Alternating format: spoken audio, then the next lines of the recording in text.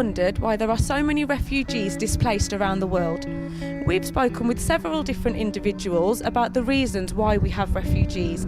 So the main reasons are poverty, fleeing from a war zone, or just in search of a better life. We've now come across a group of individuals that belong to a group called Influx that believe the reason that there are so many refugees displaced around the world is due to the fact of the borders on maps. So they'd like to explore the alternative ideas behind maps and their borders. So we'll be watching a presentation by Influx at New Hampton Arts Centre in Wolverhampton. Let's go and take a look.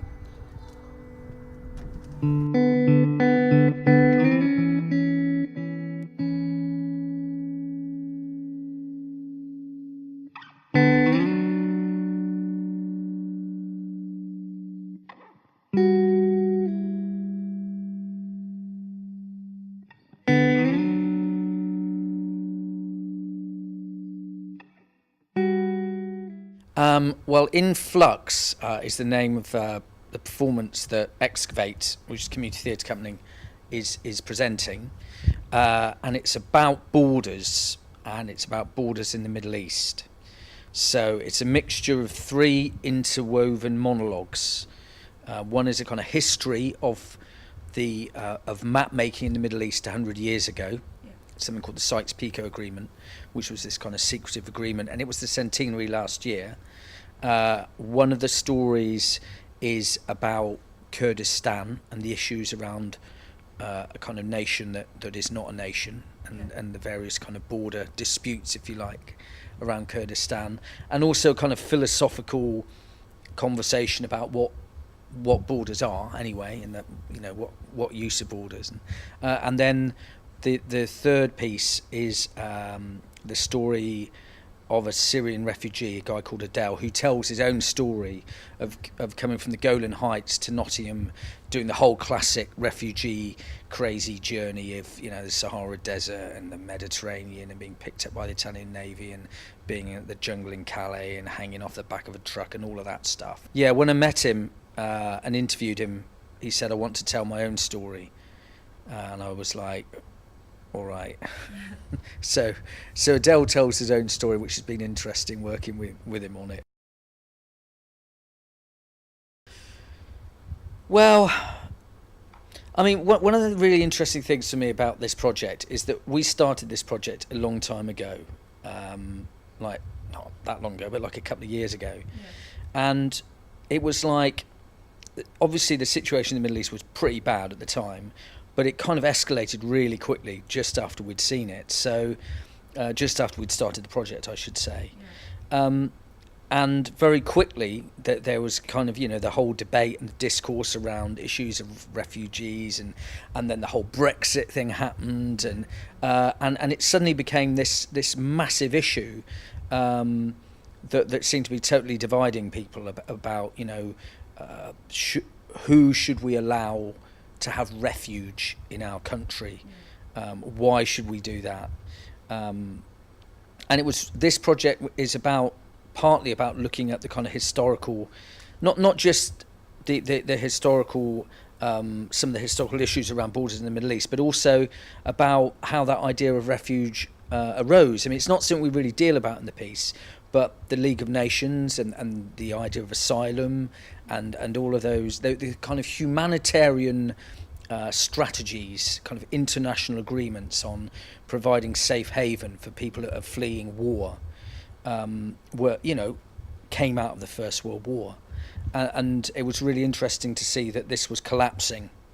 This kind of humanitarian consensus was beginning to kind of collapse and tear Europe apart. And so I think it's really interesting. Long answer to your question, sorry, but I think it's really interesting to kind of have a period, you know, to have a week, a period of time where people can explore lots of issues around refugees. Because the other thing is, it's very easy to get sucked into this kind of, there's where refugees are seen as victims, you know, rather than as just people that have made journeys or have arrived here and want to get on and do stuff. Yeah, and I think that's the real value of Refugee Week is just for people to kind of learn about people's lives and their stories, but also for people that have come here themselves to be able to have some agency, and kind of take control of the situation a little bit, rather than always people speaking on their behalf, kind of thing. Yes. Well, that was because of the Sykes-Picot Agreement, and the funding for the project came from the University of Nottingham and something called the Hidden Histories Project. And when we started the project, we thought we would be doing it in 2016, which was the centenary of the Sykes-Picot Agreement. And basically what the Sykes-Picot Agreement was, during the First World War, the British and the French divided up the Middle East. They promised a kind of an independent Arabian nation, and on that promise a force was created that took on the Ottoman powers. And then when these people thought that they were going to get their own country, they were basically sold down the river, and Britain kind of divided, and Britain and France divided up the Middle East between them. France took over Syria, and Britain took over, they created Iraq. I mean, Iraq didn't exist up until that point. It was Mesopotamia. They created Iraq. They created Transjordan. There was all sorts of issues around Palestine that were a result of what was happening, and as a result of the Sykes-Picot Agreement. So that was at the heart of it, really. Yeah, and then around that, once you start thinking about borders and about maps and what they are and what they mean. Yeah, what does a line on a map actually mean? Why does it divide us all? Exactly, and one of the interesting things about Adele's journey is he talks about going through a desert, and they're looking for the border. They want to cross into Libya, and they don't know where the border is because it's in the middle of a desert.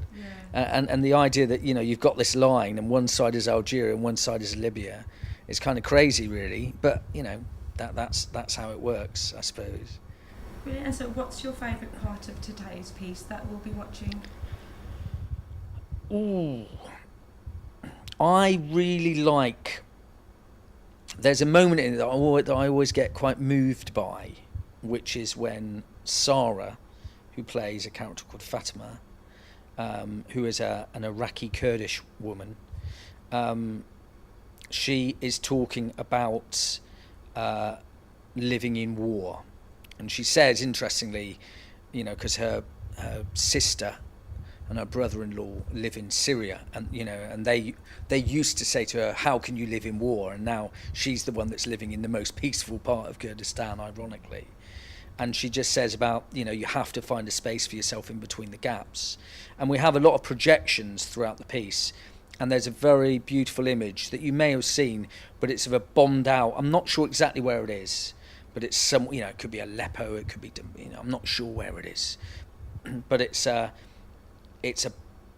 bombed out buildings, and there's a bathtub that is, do you know the one I mean? I can see why you're nodding.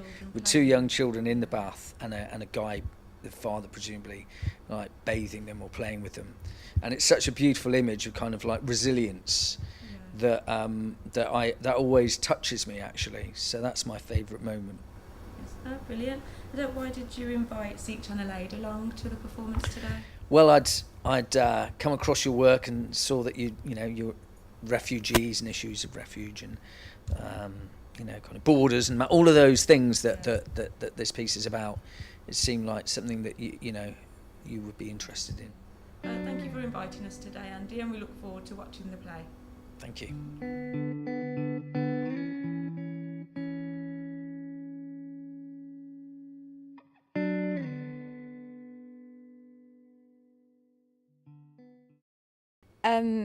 I have three sisters, and in the different part of the Kurdistan, because of the situation of the Kurdistan is not belong to one country, so it divided in four, and as a result, these sisters had been divided in that four pieces. So actually, Fatma is telling her sister's story with the telling the situation in each region as well.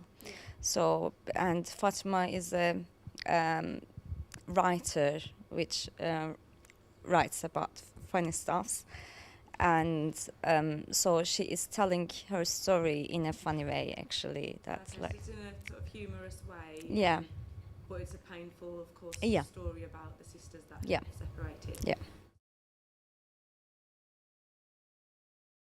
It is because like the Kurdistan actually also the Kurdish people are stateless. However, there are lots of Kurdish people who are willing to actually new maps to be drawn.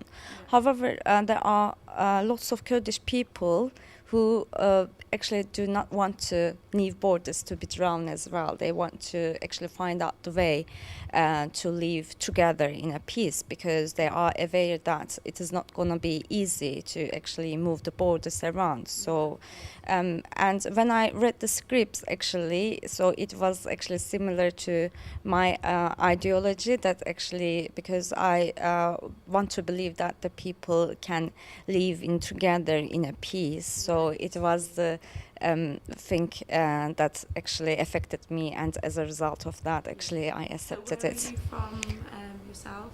I'm from the Kurdistan, from the Turkey part. Okay. So it's something quite personal. Yeah, so because my origin is also from like Kurdistan. Even personally, I don't have any relatives from the other part of the regions. However, I know people that they had to separate it because of the borders, and they have relatives in different regions, and they can't see each other because of the visa problems.